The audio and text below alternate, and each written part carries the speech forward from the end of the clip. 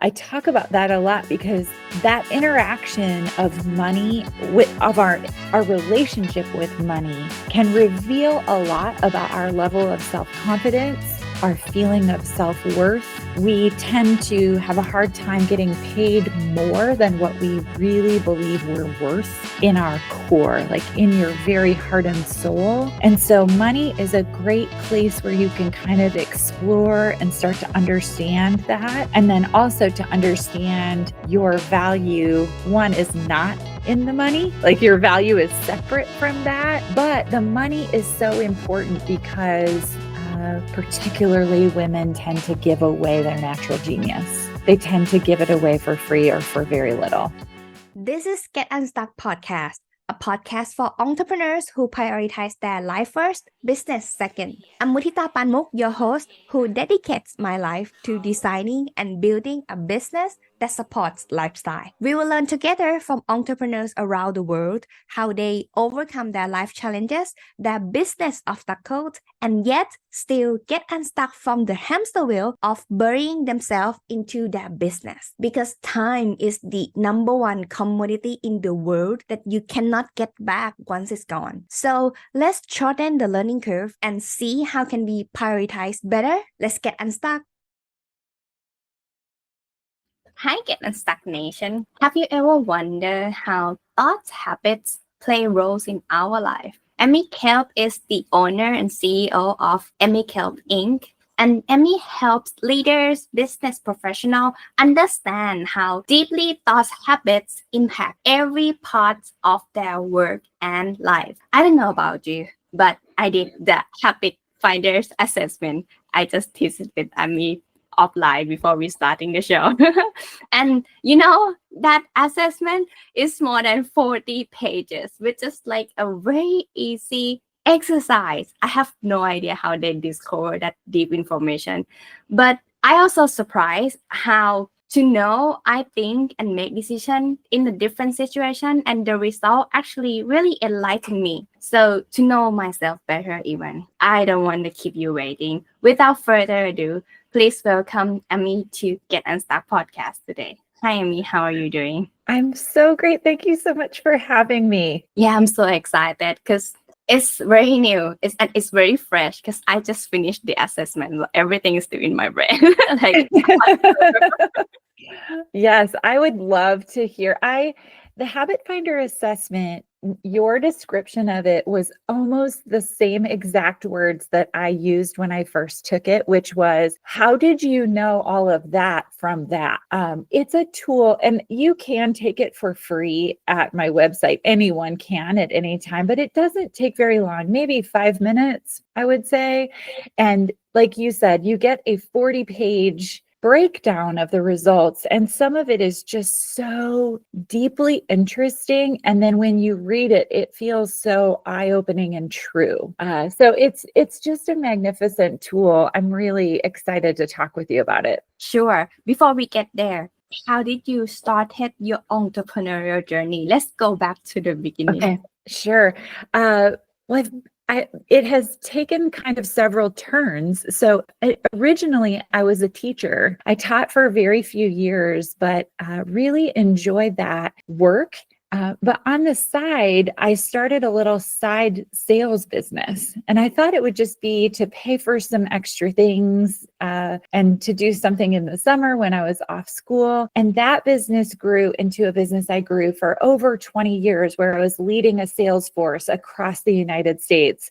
And it's funny how sometimes people are very strategic about becoming entrepreneurs. You know, it's their goal. They want to have their own business. I sort of tumbled into it by accident. I didn't actually know I even had this really great business mind until I started working in that space, and then learned, oh, I'm really good at this. I love the strategy. I love growing businesses. I really love being my own boss and not having someone tell me what to do. So that was for 20 years. This most recent iteration, again, I sort of it sort of happened by accident. I had been having this feeling that I was supposed to work with women outside of the context of my other business because I kept having conversations with women everywhere I went where do you ever have the same conversation over and over and over again in different places? And then I would hear on a podcast and then I would read in a book and something kept saying, if you could gather these women together, these very capable, accomplished women who are very busy, but also very lonely and also very exhausted and very overwhelmed by the demands of their work and their home lives. If you could gather them together, something magical could happen. And so I was in Salt Lake City. I was speaking at an event there, and I had worked with a business coach who used the Habit Finder assessment and the curriculum. When I worked with him, it had been years prior. My business probably tripled in size. And so I knew, okay, well, actually, let me pause. We met in Salt Lake City for dinner, and I said, I continue to have the same conversation and this feeling that I am supposed to work with women. I had no thoughts of using the Habit Finder in that moment. And he said, we're starting a training on Monday. This was a Thursday to teach people how to use the Habit Finder assessment as coaches. And it was the craziest thing. And yet it felt so right. I knew it was the thing. And so I just said, okay, I talked it over with my husband. He said, every time we've invested in you, it's been worth it. I enrolled in the training program and started my first coaching groups at the same time that January. So just a short time after. And I thought it would be something I did on the side, and it grew so fast. Turns out, there are a lot of women who are having a lot of the same experiences and who really need this work right now. And so I've been so grateful for the last 8 years. Now this has become my full-time work where I work with mostly women, but I work with them in small groups or one-on-one using this amazing tool. Yeah, sorry for No, cutting you. no. You mentioned that they're feeling empty inside, even though they are successful and busy.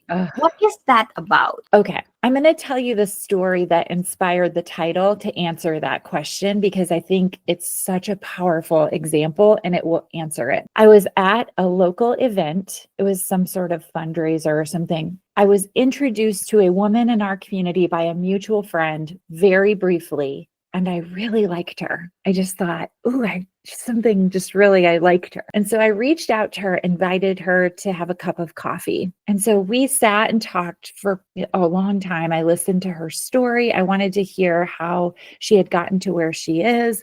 She sits at very important tables in our community. She has a huge job. Her decisions affect thousands of people. She has a really busy family and then is also involved in our community. And so I listened to her story for a long time. About 55 minutes into the hour-long meeting that we had, she interrupted me and said, "Why did you invite me to have coffee with you?" And the first thing that came to my mind that I said immediately was, "Because I see you." Oh. And she put her head down and wept. And it felt like a long time. We sat there and she cried, and then she sat up and she wiped her eyes, kind of collected herself, and she said, "Thank you. So few people do." And it was, this is who I serve and who I wrote the book for. The title is I See You. It is this woman who everyone sees. Everyone sees her, but no one really is understanding the complexity, the amount of energy that it takes to live her life and what the cost is to her. No one sees her. They just see her in all these roles and assume she's doing great. And so that's the person that I serve and for whom I wrote the book. Wow, that's give me chills already. Oh my God. Oh, that is already, we got the story behind the cover name already. Oh, that's why.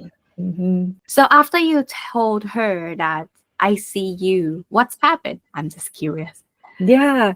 With her particularly, it's been a couple of years of just getting to know each other. But she is currently engaged in some coaching with me several years later. Again, I think she was trying to figure out if she trusted me for a while. And also you've got to kind of be ready to grow, to step into the space of the work I do. Or a lot of times these women are going through transitions in their professional lives where they can't really talk to just anyone about what's happening or moving to a different role or starting a new business or, so there is a level of trust that I have to have with clients to be able to really work with them. So coming back to the thought habits. Yes. So after you being introduced and get the introduction to use the habit finder to coach your clients for, what inspire you or what interests you in thoughts habit further to really use it? Well, first, it's so unique. There aren't people talking about habits of thinking or thought habits.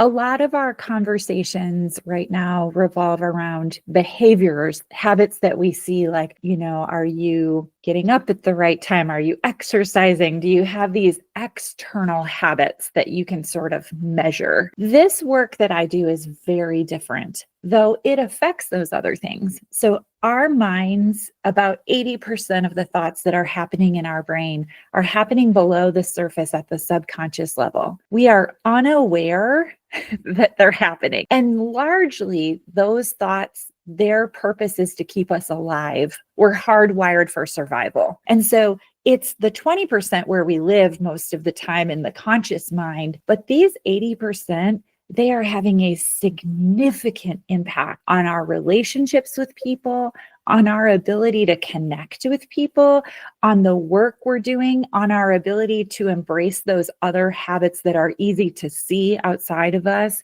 And so the work I do is to first just have awareness. What's even happening? It's happening at the subconscious level. So how do I know what's happening? And that's what the tool measures, is that below the surface. Here are these habits of thinking. And then when you take it, you'll see where you have high risk of falling into a different pattern of thinking. Think of it like a groove where when you travel it over and over in your mind, it gets deeper and deeper and deeper. So then it's more likely that your thoughts will go down that slide, so to speak. I think of it kind of like Chutes and Ladders, that kids game where you slide down, you're making progress and then you hit that habit and it's like, you kind of go right down that slide. And so the goal of the work is first to identify what those habits are, and then to replace them with habits of thinking that are going to serve you better and get a different result. But I will say the work is very slow. It's tiny steps. It takes time. It's not something where it's like quick fix, you don't rewire your brain quickly. It's a process over time that we work on, taking tiny steps every day. So from this, it's in the detail of your book, increase your influence, impact, and income without destroying yourself. Why this line is in the details of your book? Like, what inspired you to have these details, like without destroying yourself? Are we sometimes going to those paths? Well, I believe that most people who are high achievers, so my clients tend to be people who have climbed a ladder, or they have some degrees, or they've built a business to a certain point, or they've sold a certain amount of things, and they are ambitious. They want to get to the next. I want to earn more. I want to sell more. I want to grow this thing. I want to have more followers. I want to impact more people, which I love. But every single person gets to a point where hard work and just working harder or more isn't the answer. So I'll tell you a story I tell in the book that's of my experience with that. My husband and I had a meeting, our annual meeting with our financial advisor. I spent several hours filling out all the forms that you fill out, kind of outlining your money and your goals and what you want to do. We sat down with her. She's a friend and trusted advisor. And so she had all these papers on her desk. I remember what I was wearing. I remember the color, the burgundy chair I was sitting on, and the air conditioning was blowing. And she said, I reviewed all of the material you sent over. You're very organized with your money. You're not overspending. You've done a great job managing this. There's only one problem. If you want to achieve the goals that you set in this form. And then she leaned forward on those papers, that stack of papers, and she said, you're not making enough money. And I felt like all of the air left the room. I'm not sure what else she said for the rest of the meeting. I felt like it was Charlie Brown's teacher in the cartoon where it's like, she was talking, but I was really stuck on that one line. And I knew I had a choice to make. We could either change the goals or I needed to earn more money because my husband, his job in education, he's just going to earn more by getting older and he loves it and he should stay there. He's doing what he should do. Right. And I kept looking around the room thinking, is there anyone else here who can solve this problem? Because, I, at that time, our 3 kids were in so many activities. I had no extra time. I was already working very full-time hours. And I thought, oh my goodness, what am I going to do? And I knew in that moment that the answer could not be me working harder or working more. I knew that something had to change. And then I knew even more importantly that someone had to change. And that was me. I had to change the way I was thinking. And I had to really do some unraveling and some reorienting my whole experience to be able to get a different result. So I knew in that moment the core message of the book, which is you can't outwork your thought habits. Like, working harder wasn't going to get me more in that moment. So yeah, I'm about to ask about that. What about when you encourage your reader to do a lot of the things that feels easy to you and astonish everyone else? What does that mean? Isn't that means hard work? So good. Yes, you and I have to have a talk about this part because I'm so interested in what you do.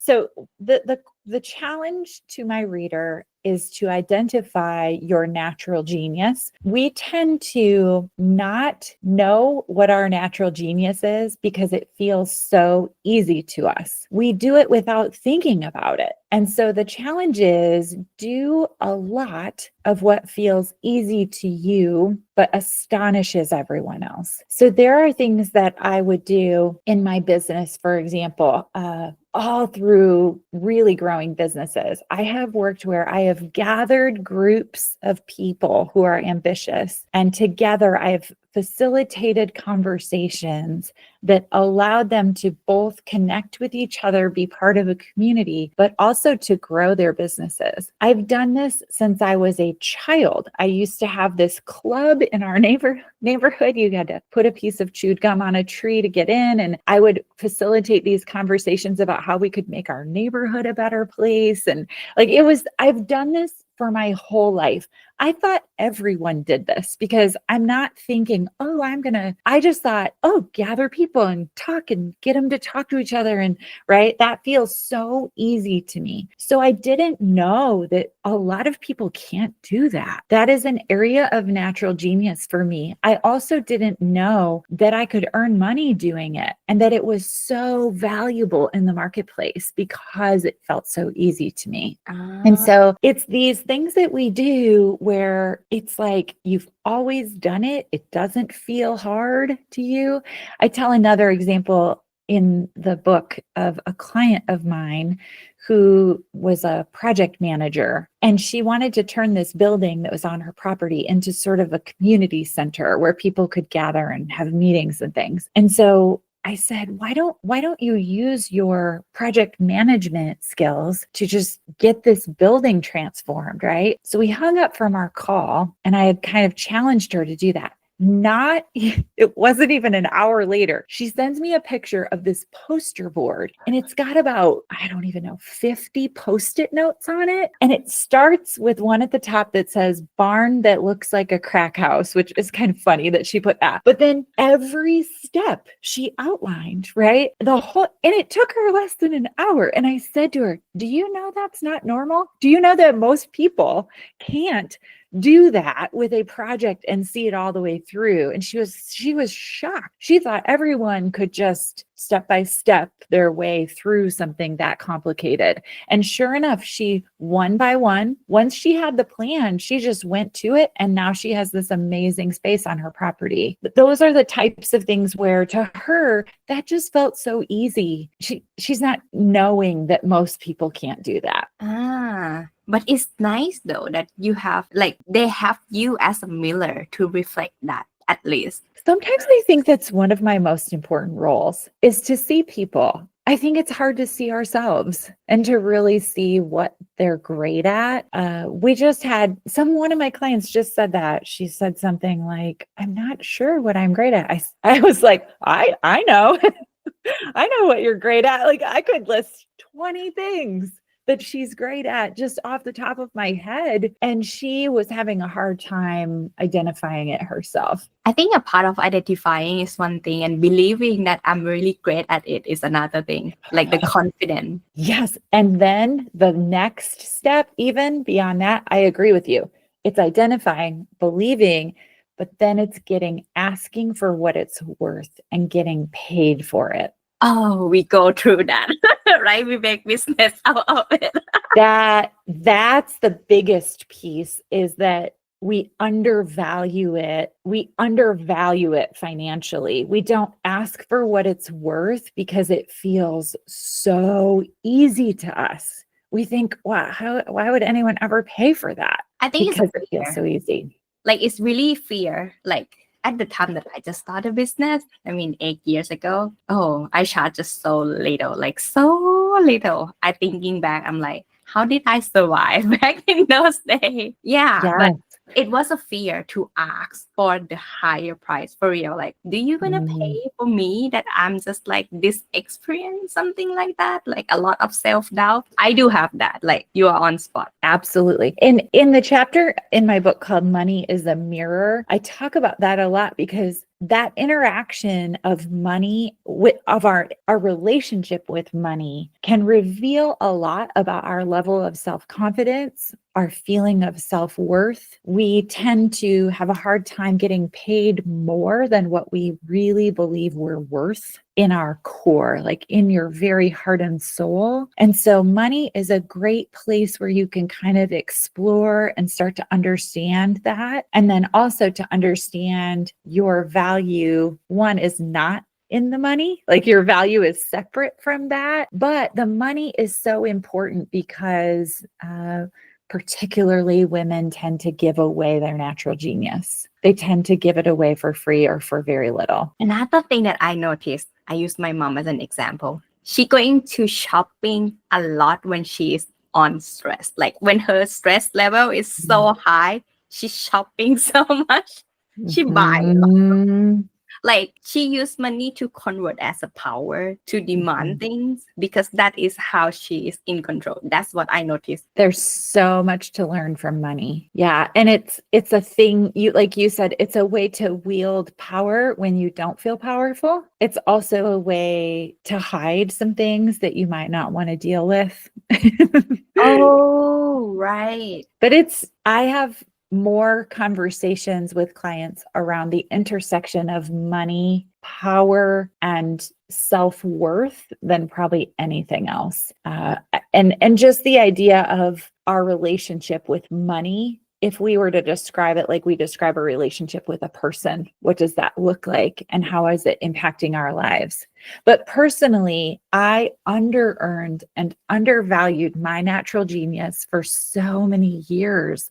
I was giving away intellectual property and coaching that were worth tens of thousands of dollars for pennies or nothing for free for affirmation because it felt good. I was getting affirmation for it. But I really think there's a difference when you start to understand its value and step into the fullness of the power and demand that you actually get compensated for its actual value. What is it that give you that, like, this is the time that you're going to change? What is that signal? Like to increase prices on things? I mean, we're talking about this right now. Just curious. Yeah. Because that must be something that, especially when you have done that and you feel value because you give back, actually, like giver also feel good, but it's going to make some decision to change the way you do business, because changing price needs to change some messages, like other thing would affect as well, in my opinion. Absolutely. I What is agree. your clients tell you to I increase? think no. I think you baby step it. I don't think it's like a from 0 to 100. I think for me, what that process looked like was I think of my business, for example, not like an exchange of time for money, which a lot of people do. I go to this job for this number of hours and I exchange that for this amount of money. And so a lot of times people apply that same mindset to a more entrepreneurial endeavor. But in my work, for example, I see it as an exchange of value for money. So, for example, I had a call with a client last week who has quadrupled her income since we've started working together. Well, what's the value of that work? Do you divide the number of hours we've spoken by that? Do we, so to me, the more I started to see, every single franchise owner I'm working with had their best year in revenue and sales ever this year. Okay, well, that's very valuable. And so I started to feel more confident asking for those higher prices. But I also think it's about how much space do you take up in the world, knowing that people have all kinds of thoughts around your prices and will give you all kinds of feedback. I get all kinds of feedback around it also, right? And being okay with that, knowing that their response to your price has more to do with them than it does to do with you. In addition, the more people pay for your services, the more they really honor and respect the work you do. I don't have clients not show up for calls because they value the time we're spending together because they've paid for it. And so I'm not chasing people around. I really have clients who show up and do the work.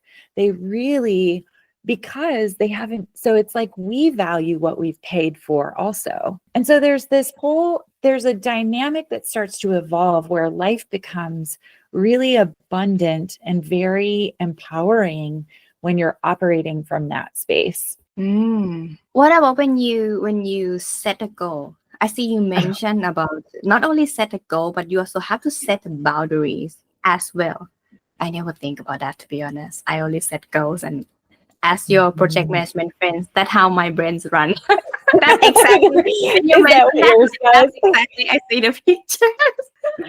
So I love funny. that. So we talk a lot about boundaries in relationships with people. Mhm. I talk about that a lot with clients, but I don't think that we talk enough about our relationships with our businesses, with our careers, with our goals. So if you are a deeply ambitious person, you probably always have been and always will be, right? There's just this wiring of this fire inside of you. A lot of times we'll go to an event or we'll read a book or we'll listen to something and feel inspired. And then we'll set this lofty goal without taking into account any other part of our lives, without taking into account, for me, for example, I have 3 children that I love and want to spend time with, and a husband, and I have things in our community that I volunteer and do. I have causes I believe, there are other parts of my life that are also important. So when I'm setting a goal, I cannot have a healthy relationship with the goal if I don't have a boundary with it. You can't have any relationship with anything that's healthy without boundaries. So for example, my personal goal is to work like a teacher. So that means 8 to 3, 3:30, Monday through Friday, off on the weekends, breaks when my kids have them, light in the summer, and to get paid like a CEO. So if I were just to set the goal to get paid like the CEO, then I have no restrictions. In the book, I tell the story about a woman who she's my ideal client. We had a most amazing conversation. She said, I'm ready to do this work. I said, great. Let's go ahead and get you started. I'll send over your contract and let's schedule your first call. She said, okay, I can only meet during the week after 6 p.m. So I said, I'm going to need to sleep on it because I'm not good at saying no in the moment. I have to give myself time to even employ the boundary. And I called her back the next day. I just had to say, I'm so sorry, but if I say yes and I violate this boundary, I'm going to be resentful. I'm not going to be able to coach you in the work I do because I'm out of integrity. And that was a really hard call to make because I really could help her and I wanted to. She was amazing. And it's a lot of money, right? That I'm just leaving on the table. That's where the rubber meets the road with those boundaries with your goals. That's where it is not like you just set it and walk away. It's a daily practice to honor the boundary and to really continue to hold it. And it's not rigid. It's not like, oh my gosh, one person wanted to meet one day at 4:00, so I can't do it. I'm not rigid, but I'm just saying I'm not entering into an agreement that puts me out of whack with that. Because if I do, everything I do is then out of whack and not in integrity. So it's just this, are we taking into account the wholeness of our lives when we're setting goals? Or are we just setting the goal in a vacuum and then being frustrated when we can't achieve it or when then our work takes over everything else because we haven't protected it? Yeah, I'm glad that you mentioned it. Like right now we are recording is still in 2024 and this year in particular, my company dedicated our year to have a theme where we will onboard better clients. Because we have been having issue that the clients that we work with, we couldn't work as long. So we having client lifetime value just because they were not right, that we don't want to keep working with them as long. Yes. So we keep canceling clients. That's not the right fit. And it's been painful because there would be like conditions, like there would be like termination that is so headache. But yes, that's exactly what you just said. Like have integrity, clear, like stand firm. Yes. And I believe and have seen it happen so many times that I trust it also, that when you do that, you get back tenfold what you've shut off or said no to, or right. But there is a loss. There is a painful part of it that we don't talk about, where there is a hard, messy, it's difficult conversations. It's the no's, it's the people being frustrated, that you will get that pushback. But you also will make space for the new, better, more abundant thing. And that cannot arrive until you've protected yourself from the overworking, the clients that don't fit what you're doing. You've got to have both. Yeah. It's too much pain to talk about the back end. So Yes. I totally understand that. Yeah, it's such a big lesson to learn. But just need to like keep this year, like this is such a big goal that everyone just like heads down and we need to talk about this. Like my team just like so funny that we're not gonna do this anymore. We need to be very firm on this, that we need to very vet the clients better. Absolutely. Absolutely. And I think that's another piece of the money also, is like your fees eliminate some headaches also. Right. So it's just dependent. You really, but when I talk about it like this, it feels very easy. The actual implementation of it is really difficult. I have to really walk myself through it slowly, and I've got to really be deliberate and stand firm in kind of a faithful posture. Like, I trust that if I do this, the business will flourish and not only the business, but my life. I'm trying to build a life, not just a business. I actually having issue, like my mom keep telling me that, but like when we talk and then I just give them an ideas of this is how we work and this is what we offer. And when I see the clients already think that this is too expensive or something, I just said that so often that you can compare with other company and let us know what do you think. I'm not keeping them though if they have second thought, because usually my right ideal clients, they already make decision before they come to me. Like they are problem aware and they are solution aware that they want us to solve them their problem. Yeah, that's what I saw.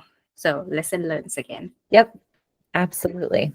Let's talk about your writing process. I know that this book is like deep thought, like how this book changed you. What a great question. First of all, it's the most vulnerable, creative project I've ever worked on, in that for years, as I was writing and then going through the editing and publishing process, people knew I was working on it. And so there's this, what if it's not good question, right? You're creating something that you're going to put out into the world, not sure what the response will be, not sure if it will resonate, not sure. And so I really feel that was a long, like 2 years of just creation and investment in something. And that's the longest I've ever sustained that. Normally I'll work on something for several months and then sort of launch it into the world in a business sense. So this was the largest, longest kind of process that I've gone through. I would say what I'm most proud of is that I wrote it in service of my reader. I wrote it for someone, and that it has served that reader. From the feedback I'm getting and continue to get as the book continues to move along and get shared with people, I know that I would get kind of spooked about the thought of writing a book. I don't get spooked. I know my people. I know the people I work with. And I would think about their eyes. I would look into their eyes even as I was typing. And that's what I feel the most proud of, is that I wrote it for those people and that those people are receiving it in such a deep, meaningful way. Just when you see the pictures of the book highlighted and dog-eared and the corners turned and their bookmarks in there and, it's written all over. It's just the greatest gift you could ever give an author. Wow. So in case anyone want to work with you or want to get your book, where can they find you or follow you then? Sure. Well, let's start back at the beginning of our conversation with the Habit Finder, because I do think it's such a fun, sort of easy and free option for people to play around with the idea of thought habits. So amykemp.com, my name, AMYKEMP.com. You can go there and just click on Take the Free Habit Finder. It takes about 5 or 10 minutes. As for the book, there's also a book link on the website, but you can purchase the book anywhere, Amazon, Barnes & Noble, anywhere where you purchase books. It's called I See You, and you also can listen to it on Audible. So a lot of times my readers are busy. They're listening to books more than reading them in their hands. So it is my voice. I read it, but you can also download it on Audible and listen. Oh, it's going to be so nice because I love your voice. It's going to be so calming. Oh. Yes, I get that feedback a lot. They're always like, did you read it? I said, yes. Oh, good. Okay. So I will make sure that all the links will be pop up here as well as in the description and show notes. So I hope everyone learns about thought habits and how to, we talk about many things today. So just rewatch the episode and check the timestamp below that in case you want to review any parts that we talk about. And reach out to Amy in case you need help about improving your habits and how to get to where you want to be. So thank you so much, Amy, to joining Get Unstuck Podcast today. Thanks so much for having me.